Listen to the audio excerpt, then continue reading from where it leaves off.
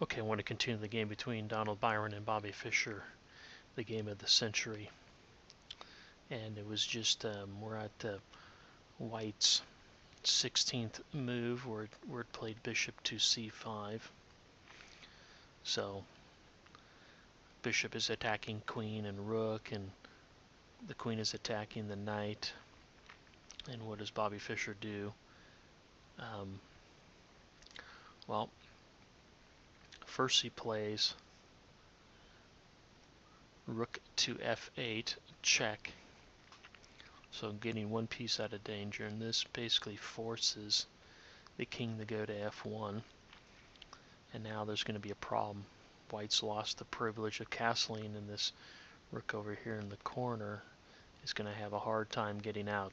So White's going to have to waste time somehow getting that rook out. And now Bobby Fischer plays probably the move which I guess shocked everybody. Played bishop to e6, basically offering the sacrifice of the queen. But unfortunately, White has no good response to this. Let's look at a couple of options. First, let's look at let's look at queen takes c3. Queen takes c3. And then black could just play queen takes c5.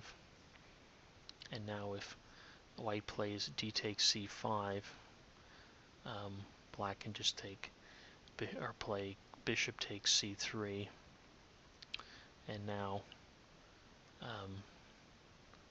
this black's attacking the bishop here on c4. I think White has nothing better else to do than play bishop takes e6 and rook takes e6. But this gives black a pawn up. So probably with a slight advantage. Maybe that was the move to make. Not too sure. The other alternative, or another alternative, is bishop to d3. I'm sorry. Bishop to d3. And this is probably when, back when Bobby Fischer played bishop to e6 on move 17, Byrne was hoping for a position like the one coming up, where black would play knight to b5. Now it looks like somehow White's going to get its pawn back after some exchange or capturing. But so after that, White would the line could continue queen a4, queen c7, bishop takes the knight, pawn takes, and now it looks like White can just get this pawn back. But White can't take queen takes b5 because of this move, b6, and then the bishop moves away. Probably the best squares a3, and then the bishop comes here, forking queen and king.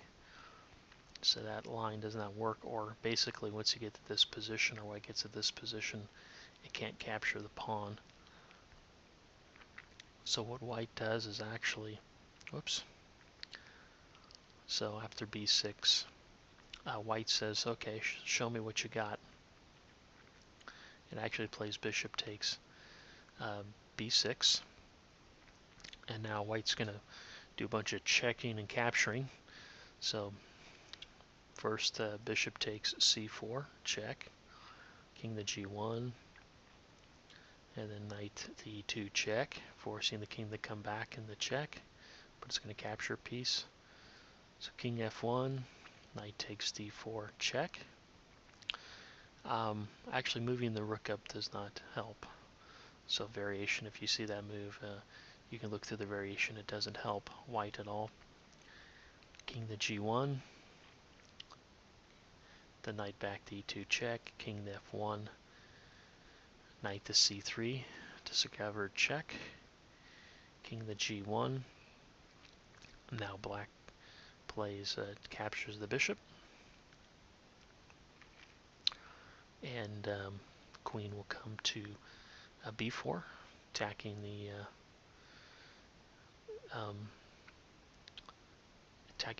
bishop or attacking the two. Well, actually just attacking the bishop because the knight is protected by the bishop over here. Black will play rook to a4. Queen takes the pawn on b6. Black will take down d1, and now white has to try to get this rook out, so it's going to try h3. Black will just snap off another pawn. King to h2, trying to get its rook out. Knight takes f2, get another pawn. Rook d1.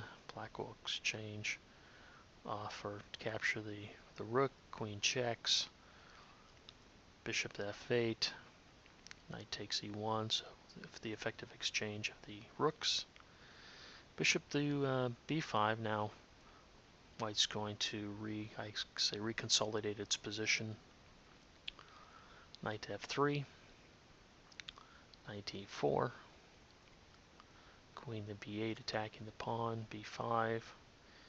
h4. h5, actually creating room for the black king to get out. Knight to e5. King to g7. Now the bishop can move. King to g1. Now starts a march of a checkmate, which is basically unstoppable. Bishop to c5 check. King f1. Knight to g3 check. King to e1. Bishop to b4 check. King to d1. Bishop to b3 check. King to c1. Knight to e2 check. King to b1. Knight to c3 check. King to c1. And then rook to c2 checkmate. Well, that is the game between Byrne and Fischer.